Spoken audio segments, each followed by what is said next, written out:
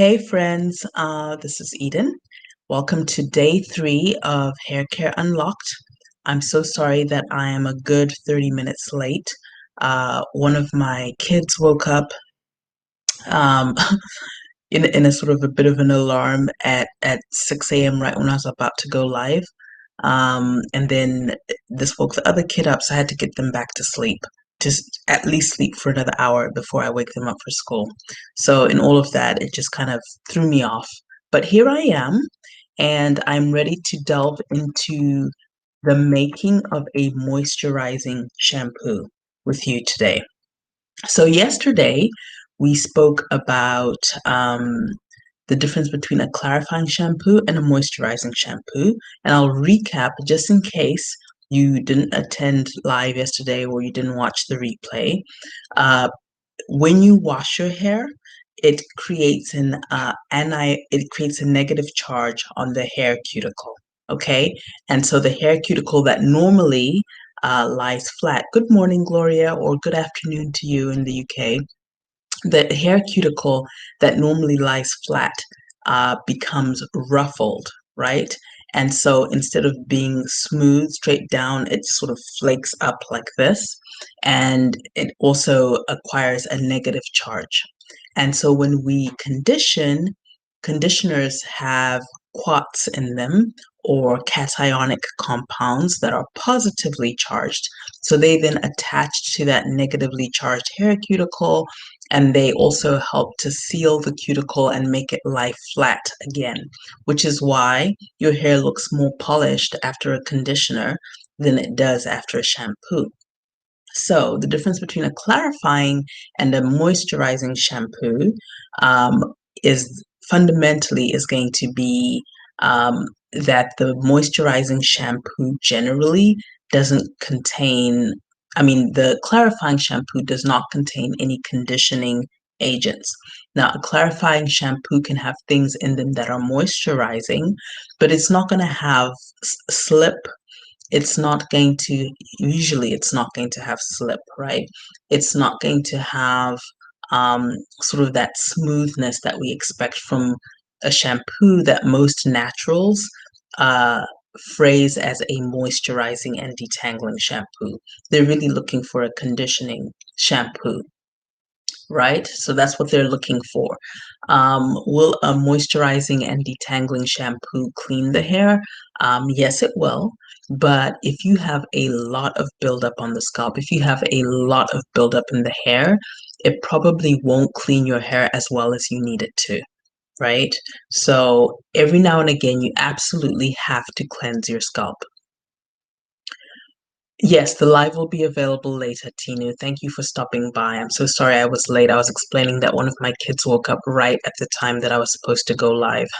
So, the 6 a.m. Arizona time is just sort of a placeholder for the range of time that I'll be able to go live. I can't guarantee that I'll be able to make that 6 a.m. every day, but I will go live every day, and I will keep the replays up for at least 2 weeks. Tino, I know you have the hair bundle, so all of these lives are going to be in the hair bundle for you, so you needn't worry about, missing them and so forth. All right, so this is the basic difference between the moisturizing and the clarifying shampoo. So yesterday I went and did a screen share on the clarifying shampoo. So today let's go ahead and give the moisturizing shampoo a go. And I did speak to the Restream tech people, and they helped me figure out why my screen wasn't sharing. So we're going to give screen sharing another go today. Good morning, Angela. So once I'm sharing my screen, I might not be able to see your comments, so just hang in there and I'll come back and look at them later. So I'm going to share my screen, and going to share my screen. I'm going to share the audio, and I'm going to hit share, and then you should be able to see my screen now. Is that correct? You can see my screen when I flip over to this. Can you guys see my screen? I would love it if someone would just tell me if they can see my screen. Right now, you're probably just gonna see, me, and then like lots of just like a weird screen. But when I flip over to the Google Doc, can you see my screen? Yes. Yay. Thank you. Thank you so much, Gloria. All right. So, without much further ado, so when I create a formula, I like to do two aspects to it. One will be a large batch, and one will be a smaller batch. That's going to be a test batch. So I'm going to do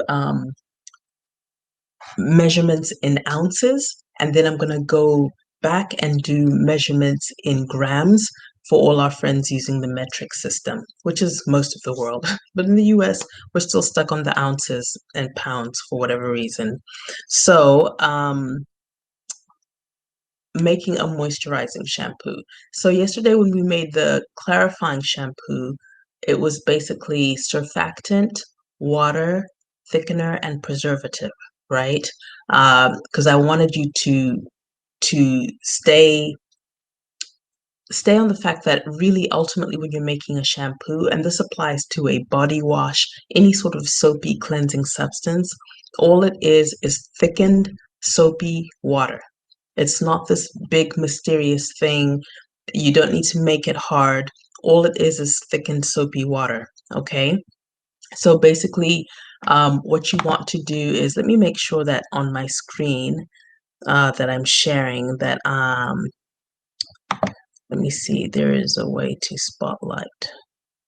So right now it should look to where I look smaller so that you guys can see.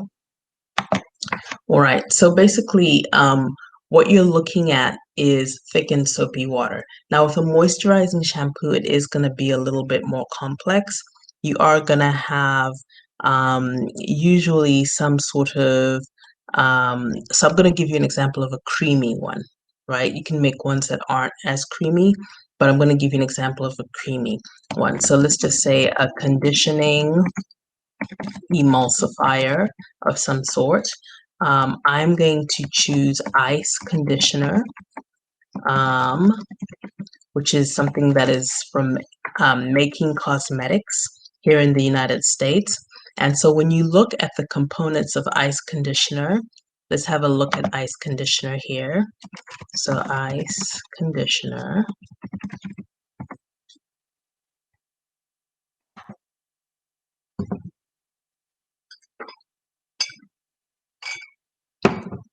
So this is it's kind of designed for conditioners, but I've tried it in moisturizing shampoos and it really works well. And what gave me the idea to try it for moisturizing shampoos is that it contains a little bit of cocamidopropyl betaine, which is a surfactant. So that kind of gave me the idea that it would probably work really well in a conditioning shampoo. It also has behentramonium chloride, which I love, love, love for as a conditioning agent for afro textured hair, really for all hair textures. It really works from the straightest of hair to the curliest, coiliest of hair.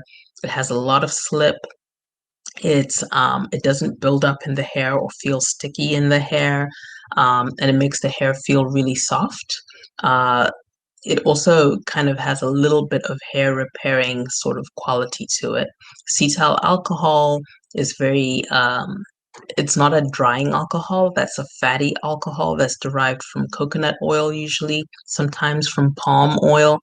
And it coats the hair, it moisturizes the hair, it might add a little bit of slip, but it adds emollients and sort of softness to the hair.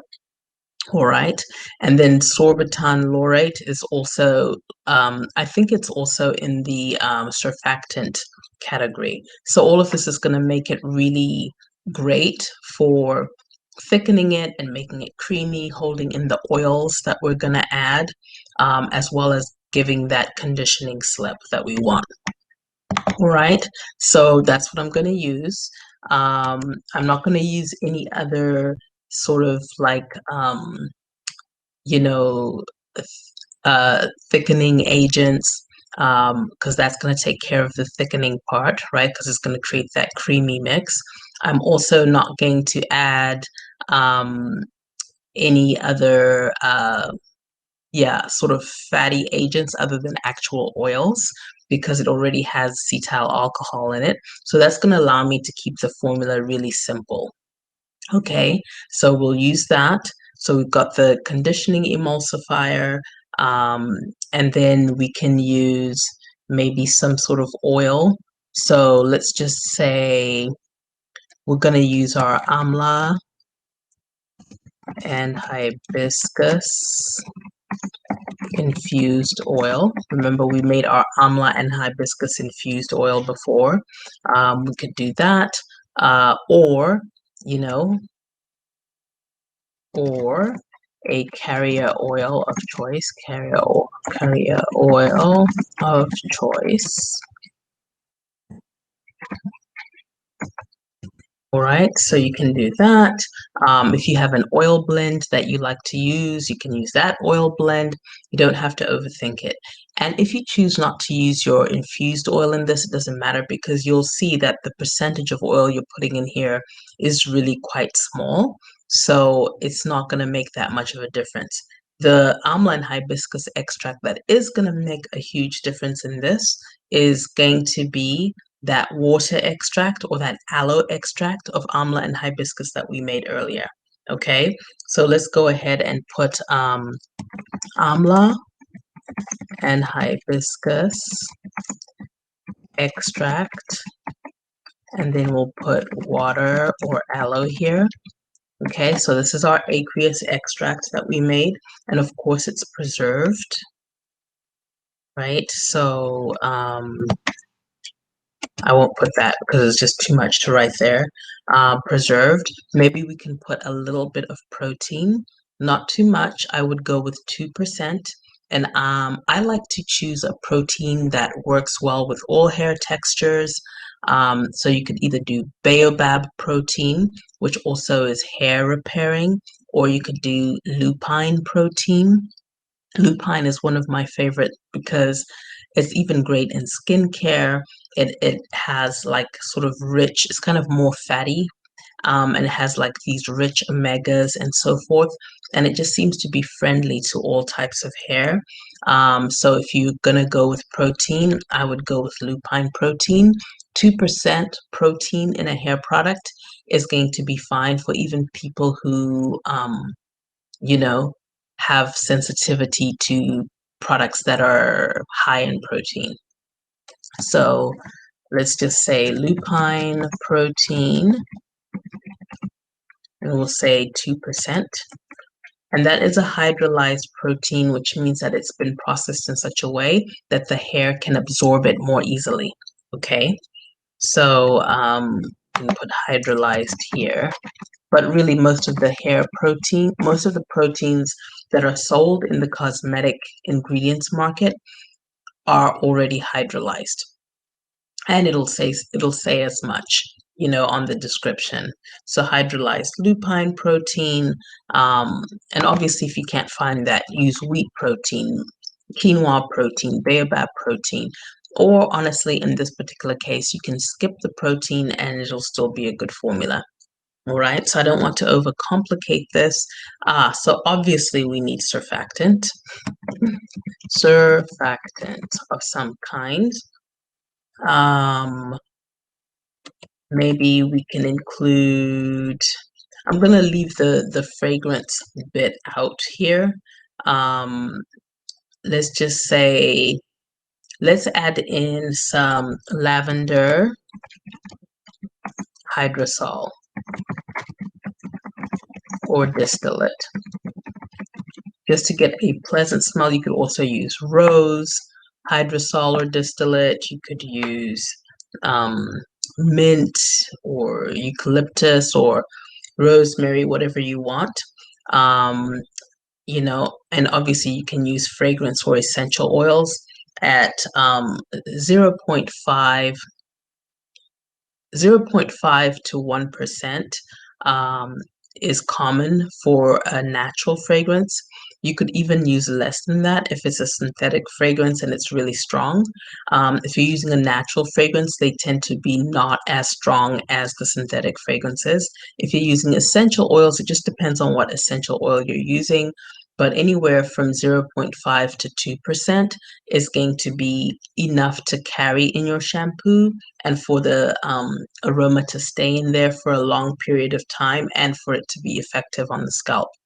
So it just depends on what you're doing. If you're using multiple essential oils, you should make a blend of those essential oils just as its own recipe. So just make, 5 or 10 ounces of that blend, and then add that blend at 2%, right? So instead of like adding drops of essential oils and stuff, I don't understand those kind of recipes. It just seems like a recipe for not being consistent and also driving you crazy. Okay, and so um, let's do some preservative for sure. We'll do gluconolactone. Gluconolactone with sodium benzoate. And then also let's do some bamboo extract as well. So let's do bamboo extract. And this can be the glycerin kind or bioferment. I only like bioferment in things that are creamy simply because of it does tend to have a bit of a smell, but when you put it in an emulsion, that smell goes away. Sometimes it can have like separation kind of appearance, and when you put that in an emulsion, it also goes away, right? Um, Maybe even if you wanted to put like yeah, so if we did it like that, I think that would by the bamboo extract is also going to give the hair a ton of slip, and it's going to give it moisture as well, right? So all of those things are going to be a factor.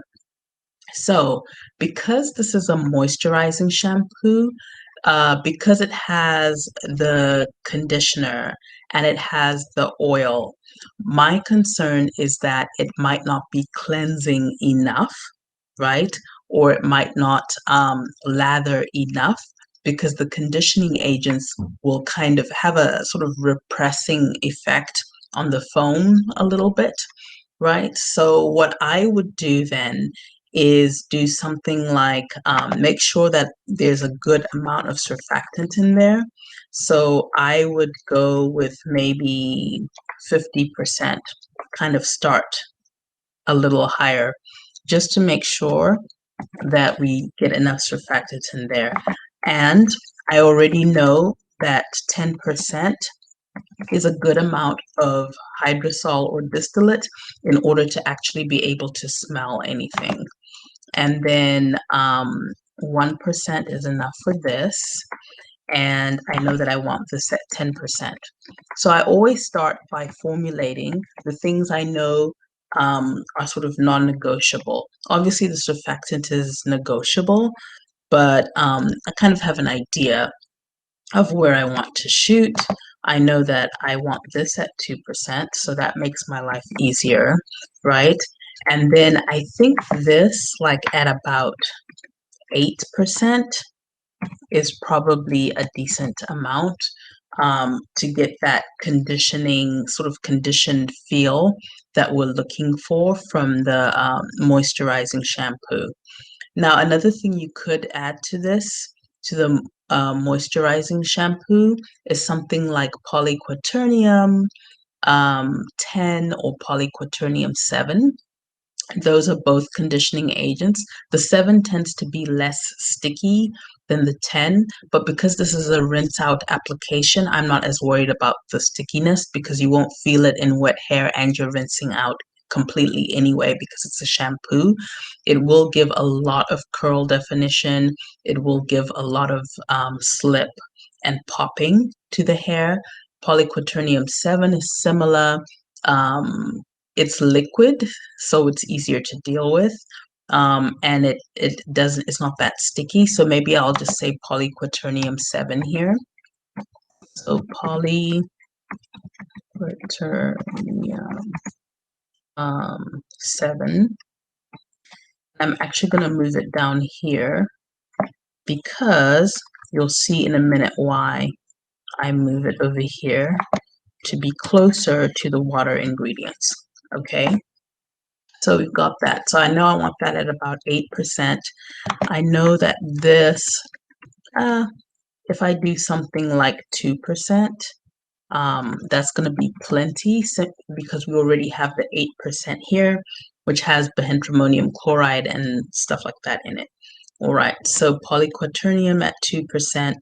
So when I add these, I need them to add up to 100.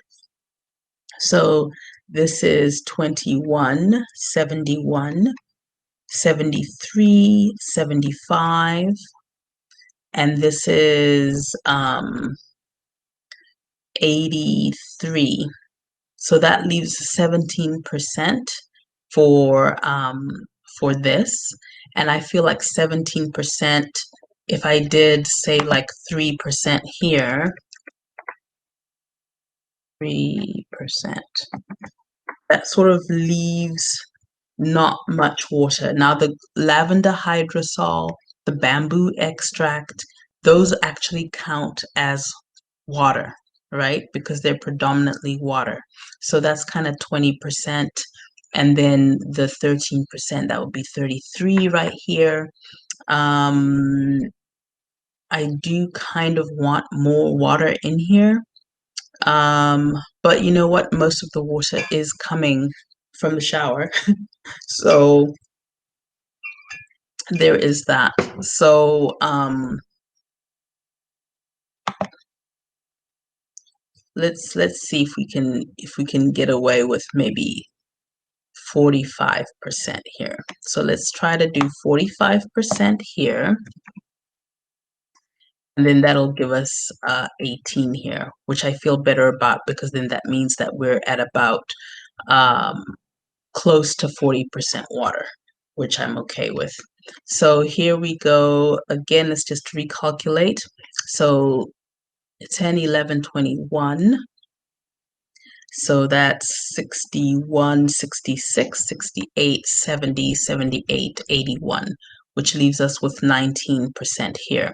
I'm just going to count down this way just to make sure, to double check my own math here. So that's 11, 13, 15, 60, 70, 80, 81, which is 19. Okay, so 19% here. So all we're doing, guys, is making sure that our percentages add up to 100. Then the next thing we're going to do is we're going to go ahead and do a test batch. Ooh, I didn't want it to be that big. And a large batch. So let's go ahead and make that much smaller. Large batch. Test batch, large batch. It could just be that I need to, let me see, large. Okay. Okay, good. All right, so the test batch is 10 ounces. The large batch is 100 ounces. And we're going to copy and paste this and then change the measurements to grams in a little bit. Okay, so for the test batch, I would do 0.8 ounces. Let me sit properly so that I can type a little faster. And I'm just going to double check the chat. Blossoming, don't forget to like the video, everyone. It makes a difference. Thank you, Blossoming Yana. That's really sweet. Yes, this will stay up on my YouTube, not forever, but until mid-December. So those of you who don't want to get the bundle or can't afford the bundle, you'll be able to get it for free until mid-December. Then after that, it goes into the bundle. Is this formula kids friendly? It's very kids friendly. Gloria, so you can use it on your kids. Hi, Milu. And then Gladys says, thank you for the video. This is kind of you. You're most welcome. Thank you for sharing your energy and your time with me. That's also very kind of you. All right, so let's go ahead and do 0.8 ounces here. So you'll see now, as I do this, why I like to choose increments of 100 for the ounces, because it's going to make doing the math for this very easy and very fast. Okay, it's not because I'm some kind of a math whiz, because I'm not. My math is decent, but it's not, Einstein level or anything like that. So as you can see, because it's 10, I can very quickly, so that becomes 19 ounces. So the percentages are exactly identical from the percentages to the large batch, right? And like I've said before, but I have to say it 1,000 times, sorry to sound like a broken record, do not ever, ever do a large batch of anything without doing a test batch first. Things change. Sometimes you decide you don't like a certain ingredient, or you don't like the way something feels, or you need to tweak it or something like that. So if you email me on how to tweak your large batch, I'm probably not going to be able to help you. But if we're tweaking small batches, that's easy. I can say, oh, you didn't like this, or you wanted more slip, or you felt like it was too heavy. Then it becomes easy to tweak that. Everything is an experiment. It's just like a recipe or cooking. You just kind of are feeling it along. You have a guideline, but then, you still have to experiment a little bit. Okay. So don't be discouraged if the first time you make something, it doesn't turn out the way that you like. That's, it's not real life that everything, some things you make will turn out the way you like first try. There are going to be other things that are just going to be more difficult to make. So just kind of understand that the more complex your formula is, chances are the more you're going to have to work. Right. So, yeah, so we've made up a little formula here. And so now I'm going to do something that helps me out quite a bit. And I think it helps my clients and students out quite a bit if they're really feeling not super sciencey. I'm going to color code this according to all the things that need to, let me see, I think to move that to here. Oops.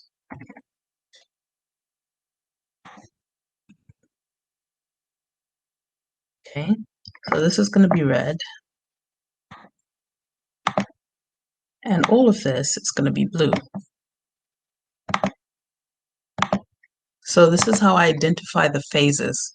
So instead of saying phase 1, phase 2, and so forth, I like to color code it because the visual sets you up in your prep for what's coming next. You pre-weigh all your ingredients and then you group them according to these color codes. So when you're formulating, you can go fast because okay, all of this is the stuff that's going in the pot. All of this is the stuff that I am stick blending with this. This comes in last. And then I color code the directions too, as you'll see in a little bit, because then I know when I'm looking at each step, what I'm doing, what I'm gathering. It is just way easier and more easy on the eye. It's friendlier.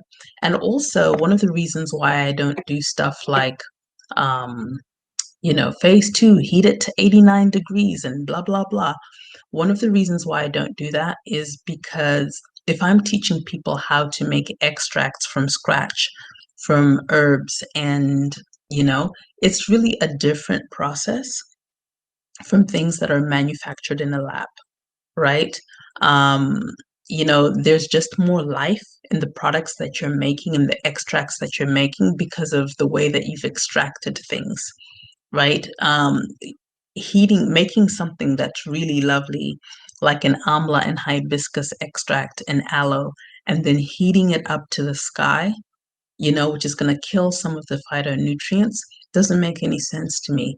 This is why sometimes when you buy things that have all these great ingredients from the store, but you put it on your hair and it kind of feels empty. You don't feel like your hair is growing. You don't feel like anything extra special is happening, even though the label looks like something extra special should be happening. It's because the amount of goodness that they've put in there is so minimal, you know? Like the almond hibiscus extract in there might be in there at 5%, you know? And that 5% is diluted, right? It's what's the point? So this is why I don't believe in heating things super high. I believe in just heating things enough so that they can mix. That's what I believe in, and that's how I teach, and that's what I do. All right, I'm gonna take a sip of this. And guys, please don't judge me. I still haven't been to the store to get that nail polish remover. So I know my nails look insane right now, but it is what it is. Okay, so the next thing I'm gonna do is I'm gonna copy and paste this so that we can do this formula in grams for our friends, our British, Australian, African friends who need a formula in grams. Here you go. I'd rather it was on the same page, but I don't think that that's gonna happen.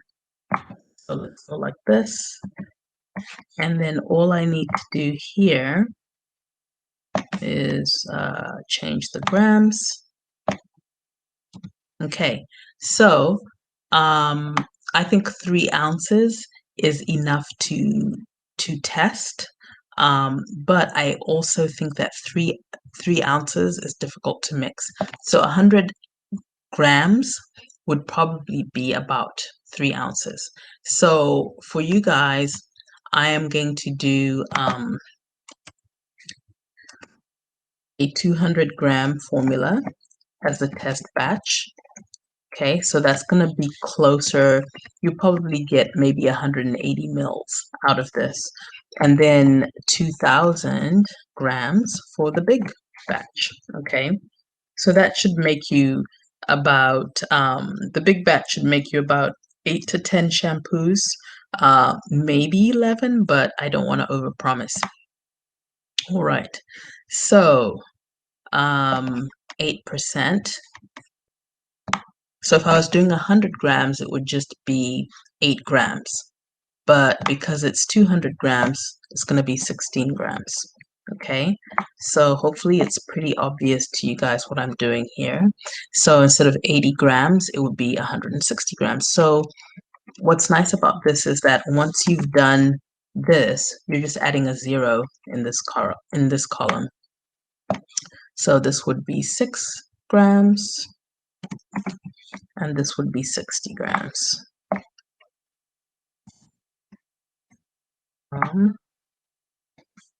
This would be 38 grams, and this would be 380 grams. Can you see, guys, that this is not as hard as people make it out to be? It's really not that rocket sciencey. It's just a matter of having patience. Sorry, I don't know how to disable that email notification, so Control copy. Okay, and then this is 20 grams and 200 grams. And let's just do this. Seeing that it's already the same color. Oops.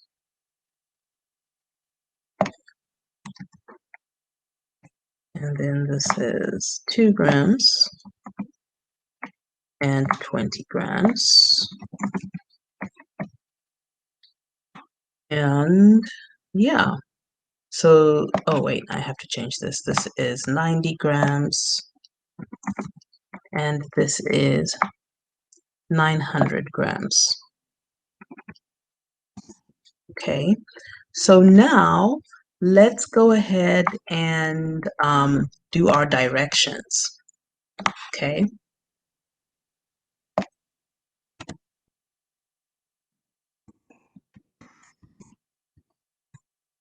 All right. So, now with Ice Hair Restore, you don't have to heat the emulsifier. They claim that it can just mix in cold stuff.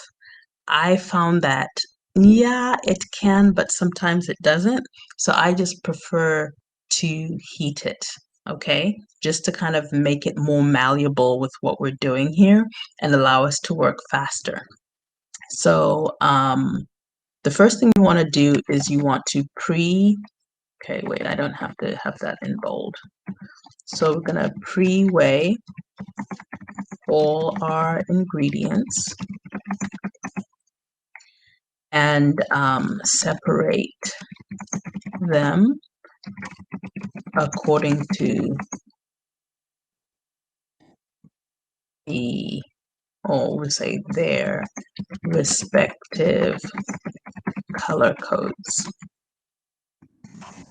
This will help you work faster and more efficiently.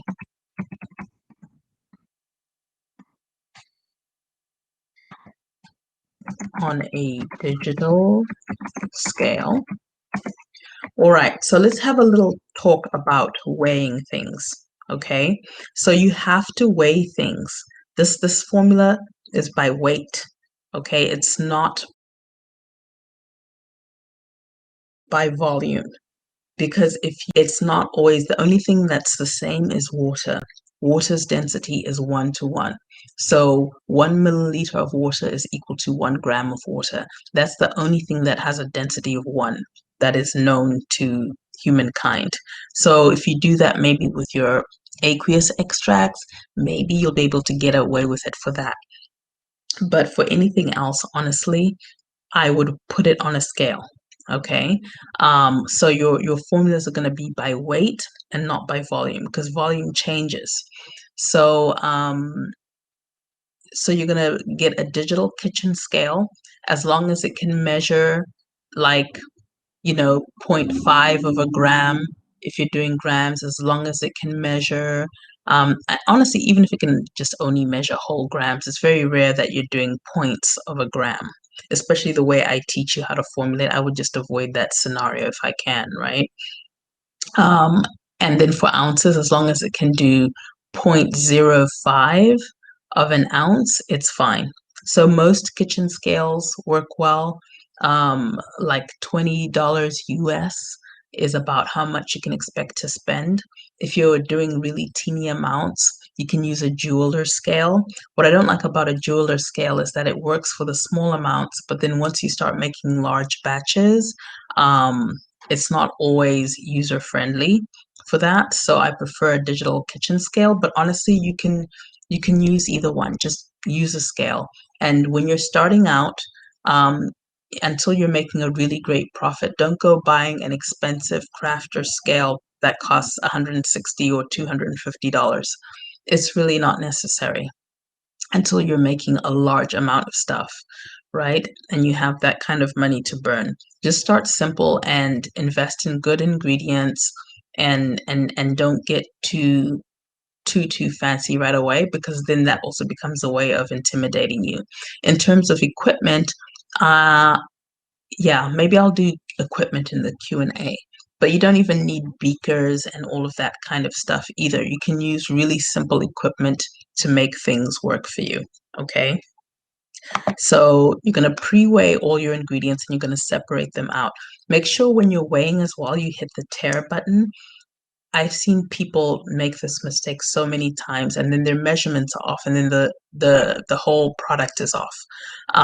You want to put your bowl on the scale, and then you want to make sure that the scale says 0 with the bowl or beaker or whatever you're measuring in on it.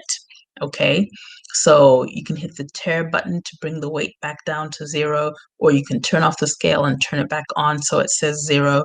But you should only be weighing the product that's going in the container. You don't want to include the weight of the container accidentally in your measurement. All right, so you're going to pre-weigh all your ingredients, then melt all the orange coated ingredients in a stainless steel pan or glass double boiler on low heat. Okay, it's got to be low heat. Okay, so if you're using a double boiler, then that's fine. The steam is going to count as the low heat or the gentle heat.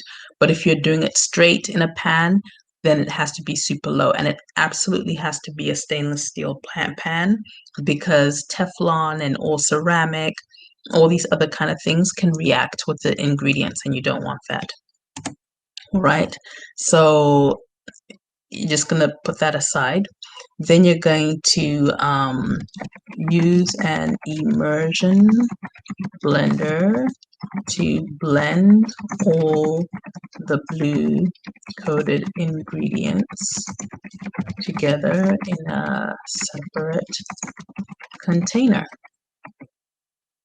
Okay, then you're going to add the blue ingredients to the fully melted orange ingredients in the pan.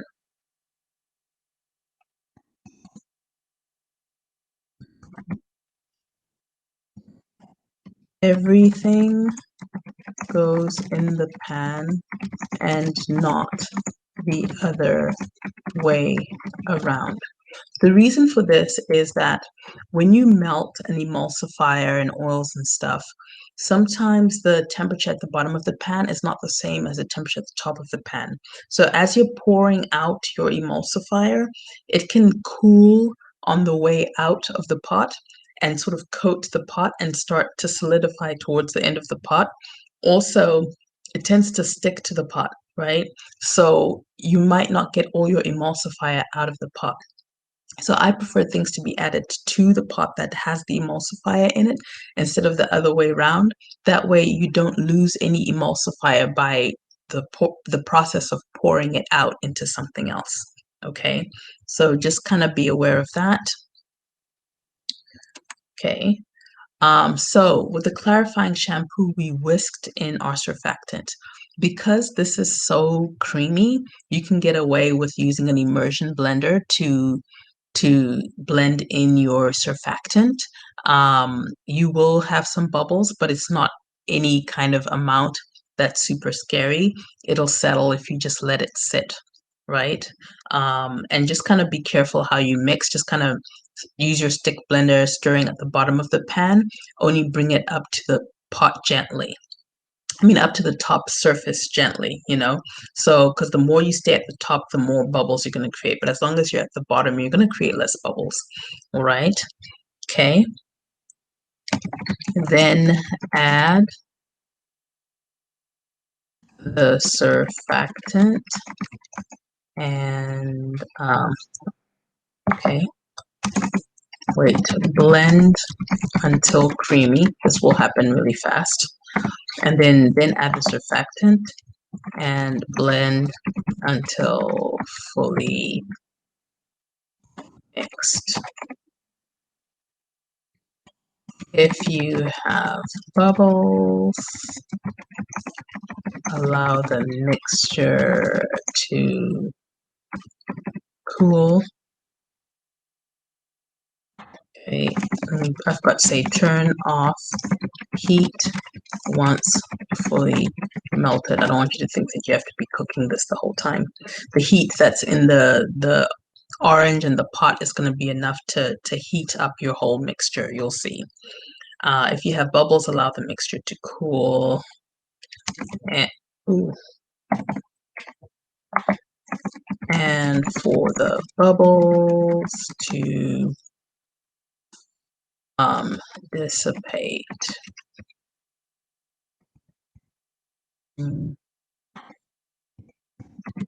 bottle and enjoy. So I'm just going to color code the directions for you, right? So we'll do an orange here, and we'll do blue here. So you know all my blue stuff is coming.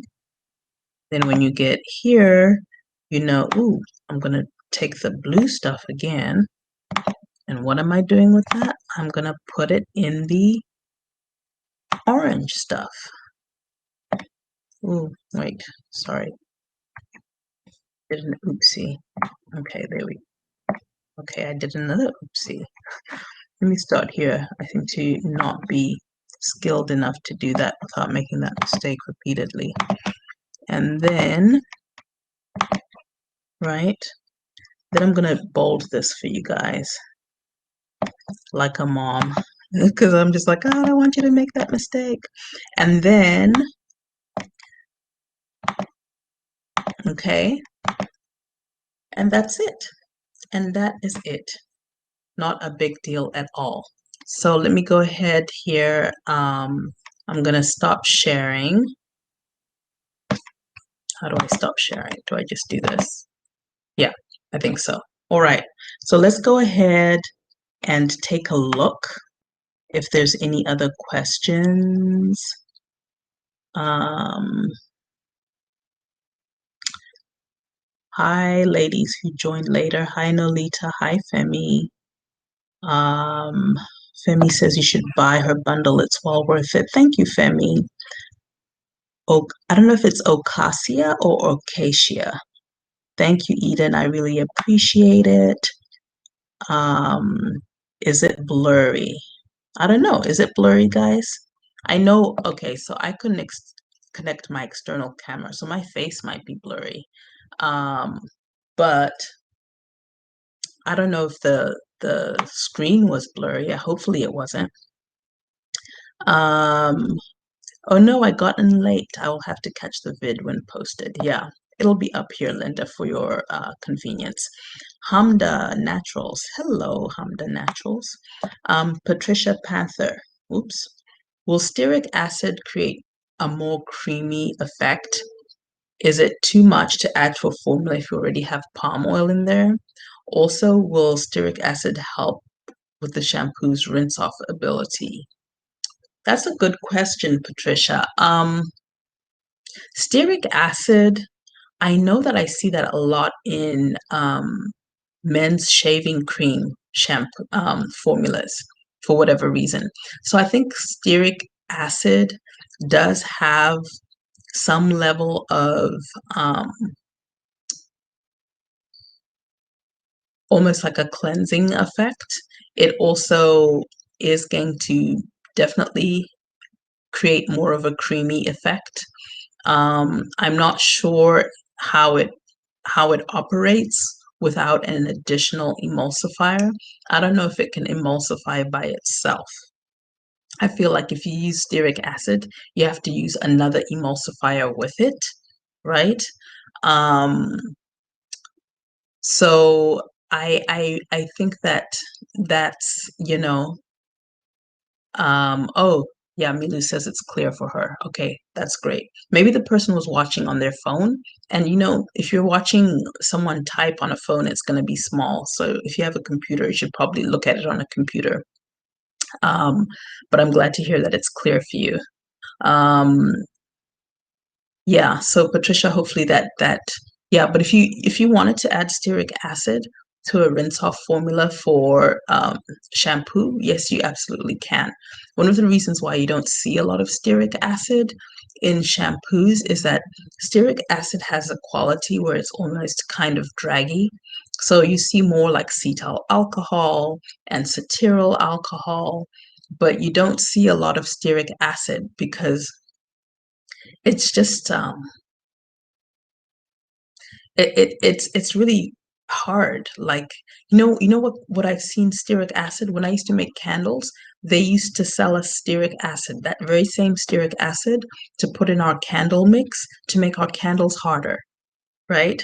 So that's how draggy stearic acid is. That's why I don't prefer it in hair products for our texture of hair. BTMS with stearic acid, that could work. That could work. I would just go easy on the stearic acid. I don't know if you're into stearic acid because you live somewhere and that's what's available to you, or you just have a ton of it and you're like, what am I going to do with this now? I wouldn't choose that. But if that's what you have to work with, if you combine it with BTMS, then yes, I think that that could work. Um, Milu earlier said, I can't find the, you like to heat too. Yeah, I like to heat the ice conditioner. They say that you don't have to heat it, but I'm like, okay, whatevs. I'm gonna heat it. What about lactic acid? So lactic acid, I think I've seen that used more like in terms of moisturizing. So you could add that at a certain percentage, whatever the percentage it is that they recommend um, for lactic acid, you can add that. You just said, what about lactic acid? I don't know what you were asking in referencing it to. I've never used it, but I have seen it in things that are moisturizing. And I do think that it works. Um, so I've been looking for the lowdown on stearic acid. Well, hopefully my little candle thing helped you. Yeah, stearic acid is not what I would choose, but yes, you can use it. Yeah. So I don't know if anyone else has any other questions. Um, Let me see. Bundle. So what I'll do is I'll go ahead and put the bundle in the comments. I've never typed a comment before, so I don't know. You guys can maybe tell me if um yeah, it looks like it sent it to YouTube, and I'm just waiting for it to send it to Facebook. But if you're on Facebook, the hair bundle link is on the cover page. If you just click on the cover page, it just takes you straight to um in the description, it takes you to the hair bundle. I also have a shampoo course. And unfortunately, I didn't grab the link. I don't know what I was thinking. But if you go to prosperinbeauty.shop um, and you scroll down, there's a shampoo course page. I'll just prosperinbeauty.com/shop. But honestly, guys, this is going to be up for 2 weeks. So if you can't afford to buy it, or if you just don't want to buy it, which is fine, just watch this video, take notes, and so forth. And, and it's enough information. There's plenty of channels. I think Tara Lee, I can't remember if it's Tara Lee Cosmetics or if it's just Tara Lee. She does a ton of demo videos of products. You can watch those just to kind of build your confidence up. Making Cosmetics channel has a ton of free videos of them making stuff. You can watch that to build your confidence up. My shampoo course has me making videos and stuff, so you can see that. But yeah, and if you have a quick question, like Patricia's, what about stearic acid? I don't mind answering that in an email or a message. But if it's a long, drawn out saga, then, I probably won't have time to answer it. I'll just email you a link to a resource that I think can help you. But yeah, um, doesn't look like you guys have any other questions. That was an interesting question about lactic acid, as I think my hair hates, especially acidic ingredients. But to adjust pH, I might give it a try. I'd love to do your course. Yeah, so you feel like your hair hates acidic ingredients. All acidic ingredients, like does it hate apple cider vinegar? Does it hate um, yeah, I wonder what other acidic ingredients. You know, the percentage at which you'd add the lactic acid is really low. So, and if that was an issue, you can always adjust the pH of your product later. Most of the time, the things I teach don't really need that much pH adjustment. Like I'll go in and measure the pH, and the pH just naturally sort of falls in the range it's supposed to. So, there's that. But it looks like you guys don't really have other, the color changes to a brassy tone and it gets dry. Oh, wow. Wow, that's interesting. I've never heard that before. Okay, well, it's good to know your hair. There's nothing like knowing what your hair needs and what to avoid, you know? Um, so that's interesting. When you do an ACV rinse, wow, that is interesting. You're the first person I've ever heard say that. So thank you for sharing that because it's good to know what other people's experiences are and not to just assume that everything works for everyone. Okay, that's good to know. All right. Well, if you folks don't have any other questions, I'm going to go because I have to get these kids ready for school. And I hope you have a wonderful rest of your day. And I will see you tomorrow, hopefully at 6 a.m. Arizona time, which is 5 a.m. I don't think any of the California people are going to be here live, but 5 a.m. Pacific, 8 a.m. Eastern. And then I believe in the UK, 6 a.m. is it 1 a.m.? It is 1 a. It's 1 p.m. 1 p.m.